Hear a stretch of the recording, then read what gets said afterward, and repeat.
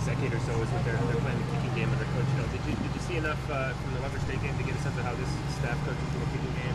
Yeah, I mean they obviously have an emphasis of it.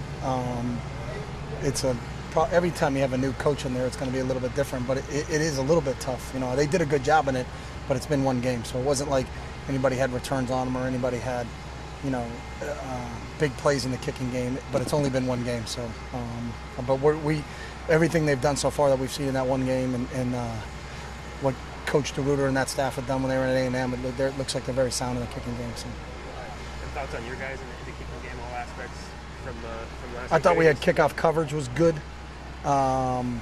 You know, we obviously missed one field goal, and we got to clean that up. You know, we can't leave points out on the field.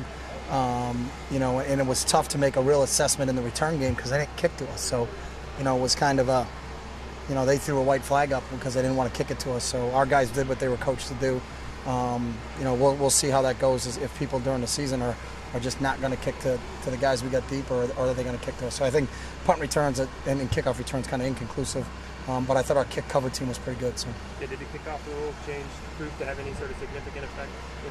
Nah, I mean, we got one touchback, and then, you know, it's you know, everybody has a theory, but you still have to have a kid that can kick it that far. It doesn't mean, you know, just because it moved up 5 yards that I think the number overall statistically was a little bit higher in terms of touchbacks, but I don't know if it was as much as people think. It's not a given just because it got moved up 5 yards that everybody's going to have a touchback. So. The number nationwide? Yeah, the number nationwide that was for touchbacks was up in the first week as opposed to, but it wasn't drastically up. It wasn't like it went from 20% to 90% because it moved the ball 5 yards. So. Another first-year head coach, you've seen the film. Is there still a lot of unknowns when this game? Yeah, there are, just because of, you know, there's only one game with this current group of personnel. I think schematically we've got an understanding of what he wants to be like, but, you know, you don't really know how he's going to deploy everybody because he's only had one game, you know, to kind of see him do that. So it'll be interesting. And it's the same for everybody. You know, we're different right now in our opening game than we were a year ago, both offensively and defensively, and some team aspects, just because our personnel is different. You know, we've graduated a few guys, so, you know, we'll deploy our personnel a little bit differently this year. And it's the same for everybody when you get into the first couple of games, is really what's their, you know, MO in terms of how they're going to do things, just because there's a new group, and we did lose some players from last year's team, and we're doing something slightly different.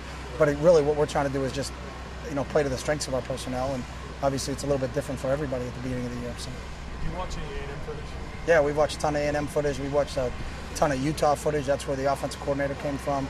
We've watched a ton of, and then this last game. So we'll always look at, you know, kind of where those guys come from to get a history of them, and then see if it matches compared to what they did in the first game. So.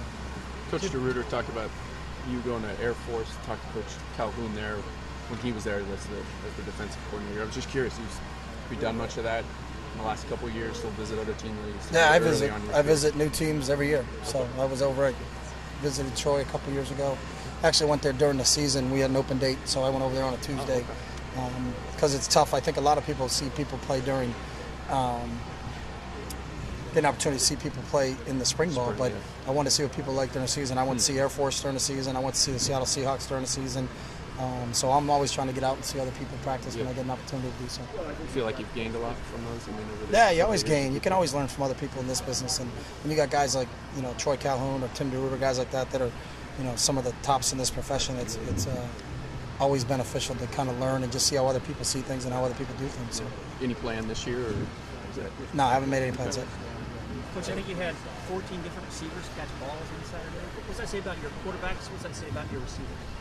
I mean, obviously, we didn't have, I think we only had 2 drops, so obviously our receivers are doing a better job holding on to the football. But, you know, our quarterbacks are really understand what we're trying to do offensively. And what we're trying to do offensively is that, you know, as simple as it sounds, is throw it to the open guy. And if they're taking away 1, 2, and 3, you know, your quarterback has the ability to get to the 4th guy in his progression or the 5th guy in his progression.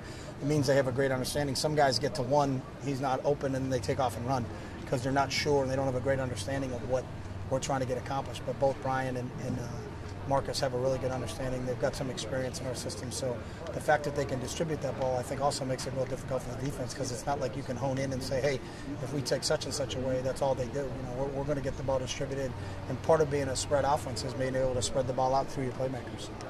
Chip, what stood out about DeForest Buckner in the fall? What did he do well to let him learn?